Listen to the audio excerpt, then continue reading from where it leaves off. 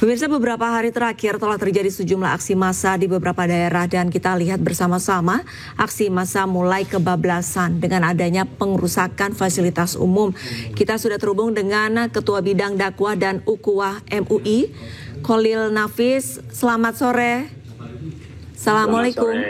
Waalaikumsalam warahmatullahi wabarakatuh. Baik, Pak Khalil, ini kalau misalkan dari sudut pandang Anda, bagaimana nih Pak imbauan dari MUI melihat demonstrasi akhir-akhir ini?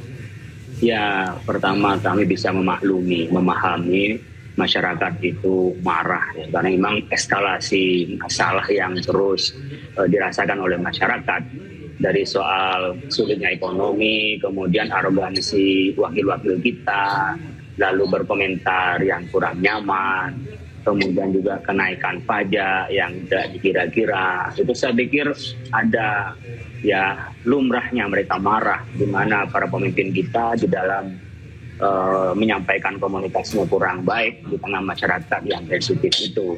Tetapi sebenarnya kita juga ikut sedih, karena apa? Penyampaian aspirasi itu dengan cara ya merugikan kepada kita, sehingga banyak kerusakan di mana-mana.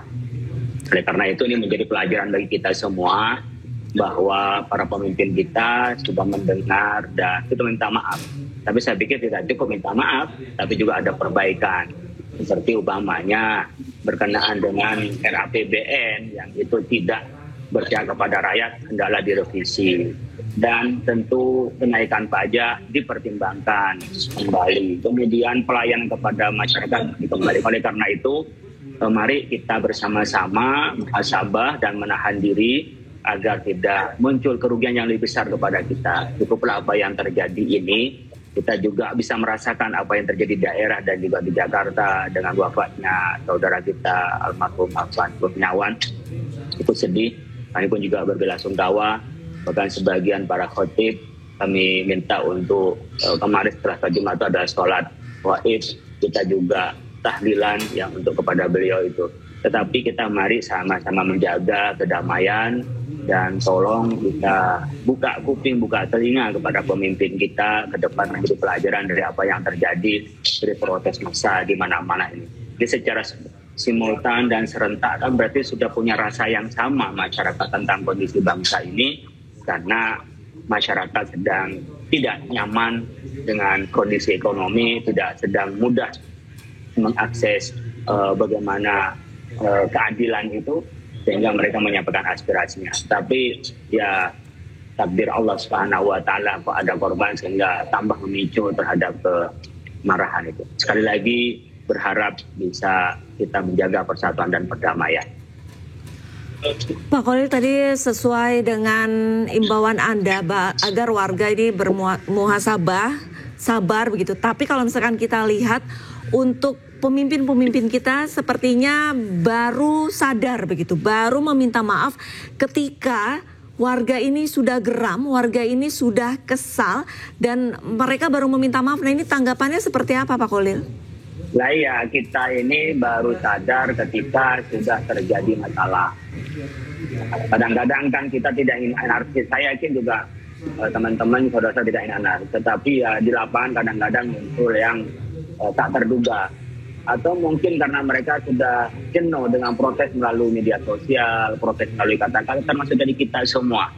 Ini kan seakan-akan tidak terdengar. Bahkan cenderung anggota dewan kita ini menantang-nantang. Ya, bagi mereka 3 juta mungkin tidak besar. Bagi orang awam, jangankan 3 juta, 300.000 aja udah merasa berat gitu ya.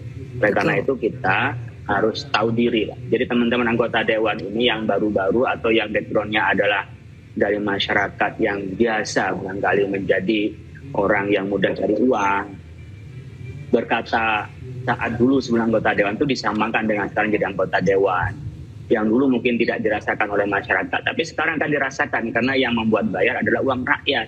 Berbeda dengan dulu profesi dia. Nah, ini menjadi pelajaran baru-baru ini kan sudah jelas kemarahan masyarakat kepada anggota dewan tertentu yang arogan. Tentu tuntutan ini perlu diterima dan harus dibenahi. Mungkin yang awal cuma digeser dari posisi sebagai pimpinan komisi, ya bisa juga dipertimbangkan secara hukum itu bagaimana di proses hukum untuk mengobati tuntutan masyarakat. RAPBN itu ya ditangguhkan atau bukan dibatalkan untuk ya fasilitas-fasilitas pada anggota dewan itu. Kemudian yang tidak perlu ya kita tidak perlu untuk dianggarkan, tidak perlu untuk kita beri. Kemudian jangan sampai bicara bahwa guru itu adalah beban negara. Itu adalah tanggung jawab negara dan sudah mengabdi pada umat dan masyarakat yang bayarannya tidak seberapa. Dan yang seperti ini nih cara komunikasinya perlu dijaga ke depan. Jangan ngelantur sehingga tidak menimbulkan kemarahan masyarakat. Tapi saat yang bersamaan saya menyeru kepada dan meminta kepada masyarakat, mari kita menghadiri, mari kita muhasabah, jangan terus dilanjutkan ini demi Indonesia yang baik, Indonesia yang maju. Baik, terima kasih banyak Pak Kholil sudah bergabung bersama iNews. Semoga warga tetap bermuhasabah dan para pemimpin rakyat ini bisa bertutur dengan lebih empati dan simpati kepada warga. Terima kasih banyak Bapak. Pemirsa, Gubernur DIY Sri Sultan Hamengkubuwono X menemui masa aksi yang berunjuk rasa kemarin di Polda DI Yogyakarta. Sri Sultan meminta agar penyampaian pendapat dilaksanakan dengan baik dan tertib.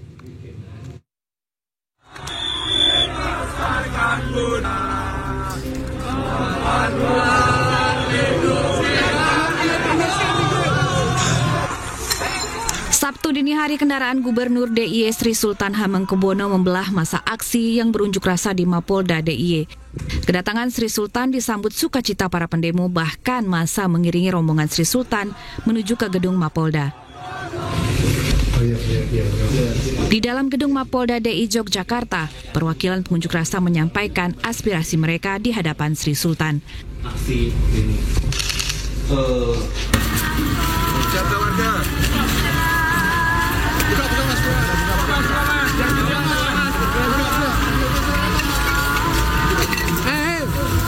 Kiri kanan yuk, ngambil gambar kiri kanan.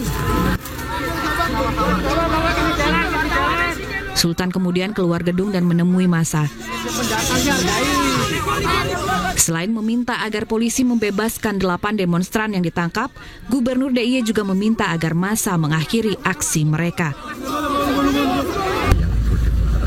Jadi harapan saya dengan kondisi ini, yang terakhir harapan saya ya sudah, karena sudah pagi, jam 1 pagi, semua capek ya pulang aja. Kita sudah ditunggu orang tua kita.